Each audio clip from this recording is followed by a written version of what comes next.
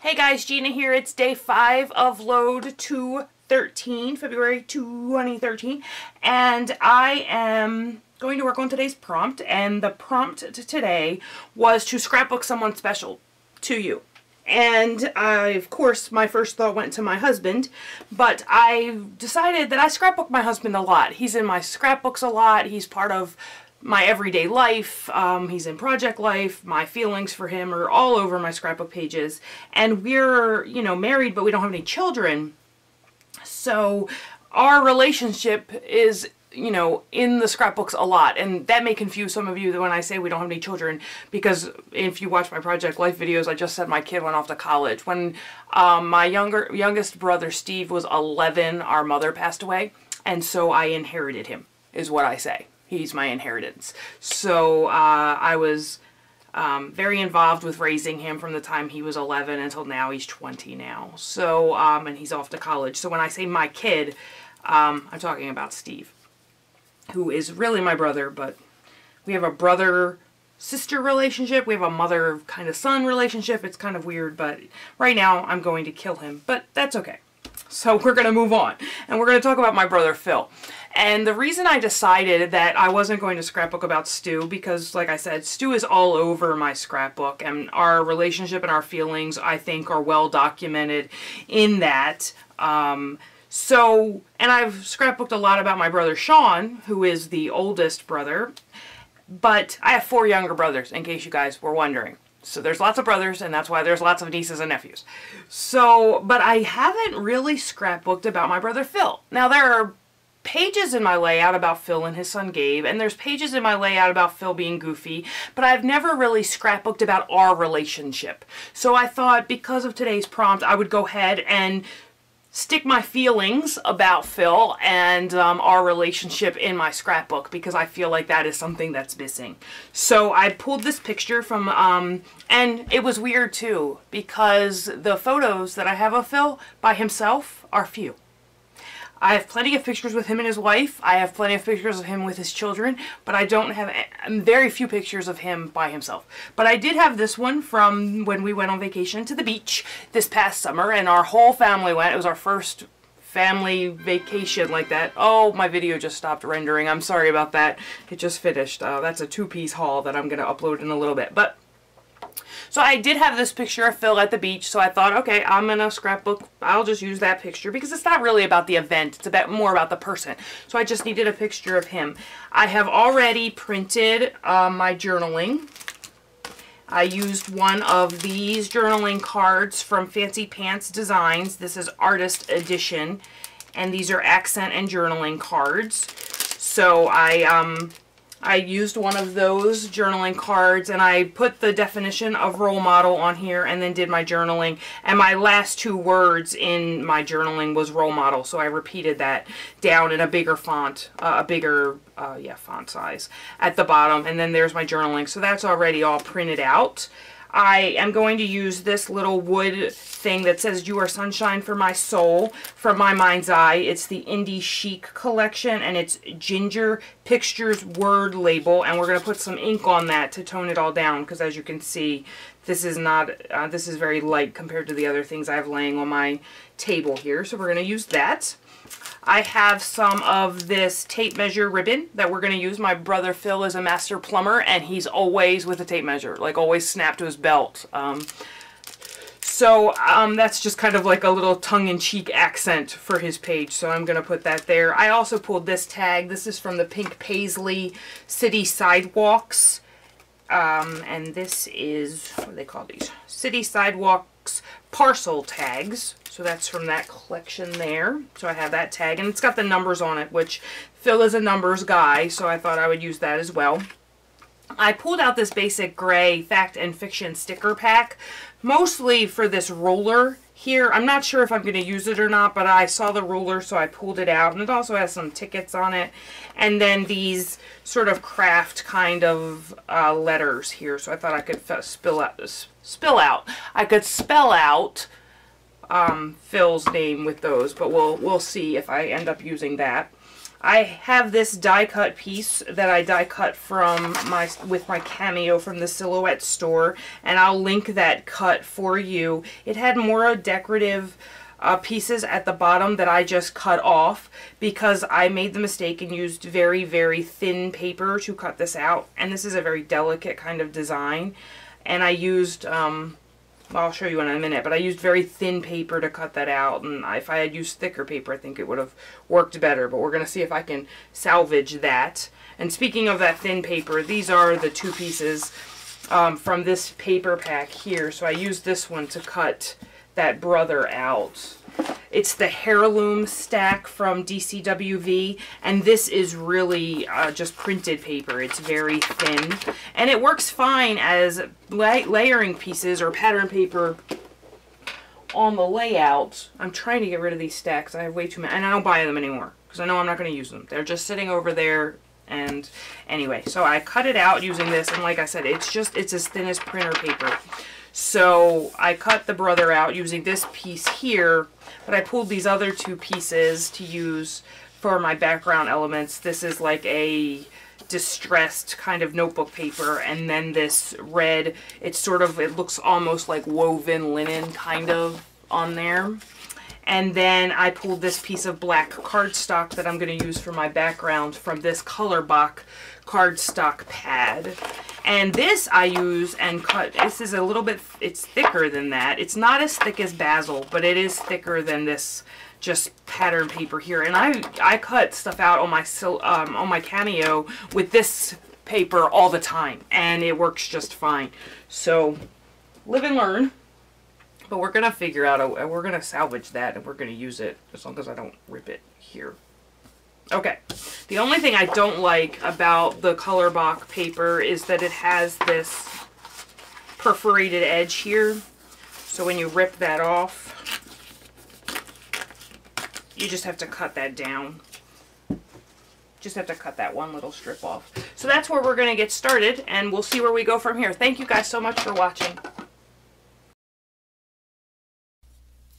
Hey guys, so it's day 5 of load. So I cut that strip down, like I said, that perforated strip. And then, I don't know what, I don't think there was anything on my fingers, but something was showing up on the cardstock. So of course I used my robe to wipe that off, because that's what was handy. So I'm cutting these strips down in the way I imagine that the layout's going to work out. And I'm using this new tape adhesive, and I'm going to see if I like it.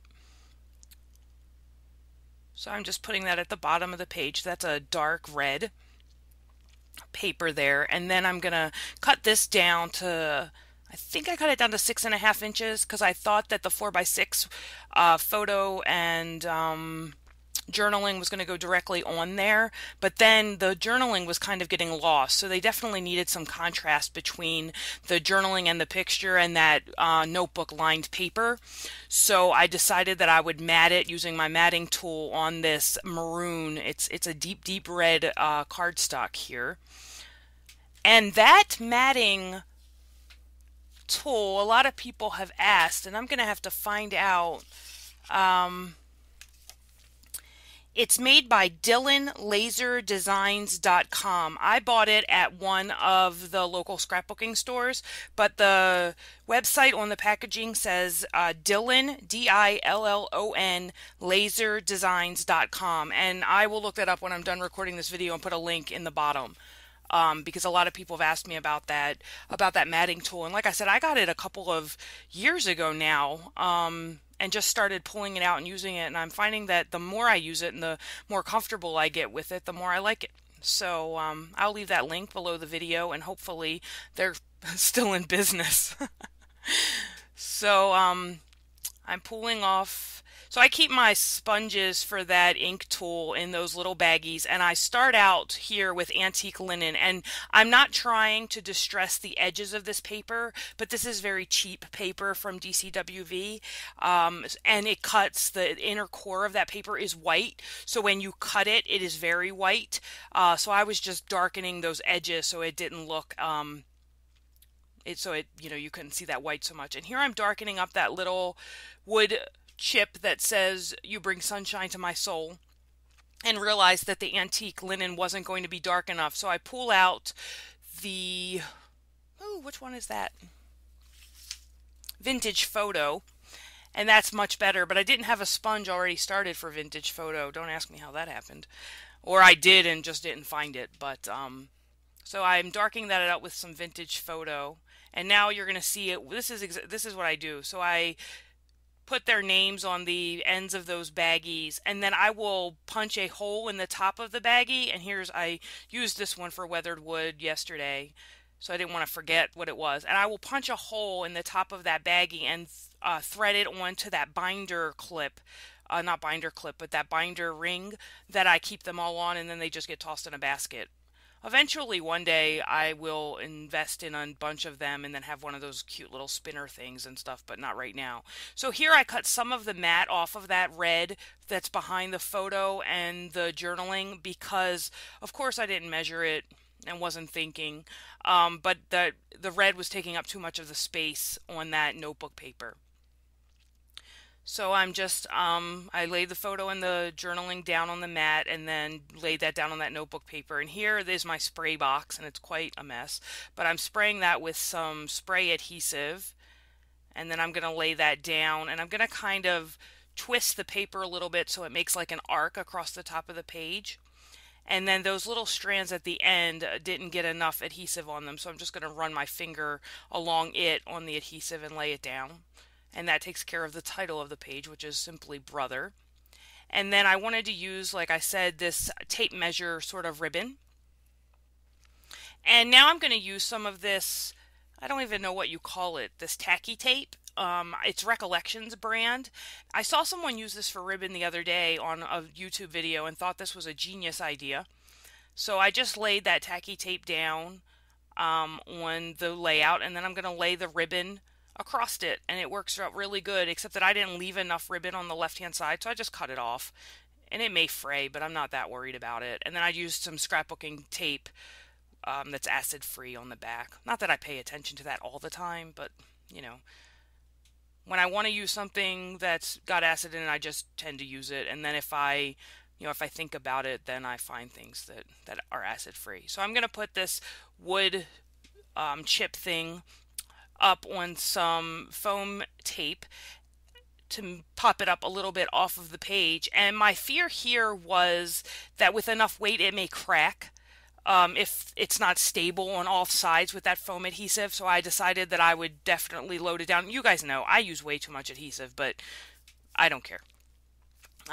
Sometimes I think maybe it's a waste, but I was trying to use that arrow with role model, but I really didn't want it pointing to my brother's butt, so I took the arrow off. So I'm just gonna put some wood veneer hearts down in these two places here, and then I'm gonna put the date on here using I think that's the Amy Tangerine roller date stamp, and I'm just going to use the Vintage Photo to do that.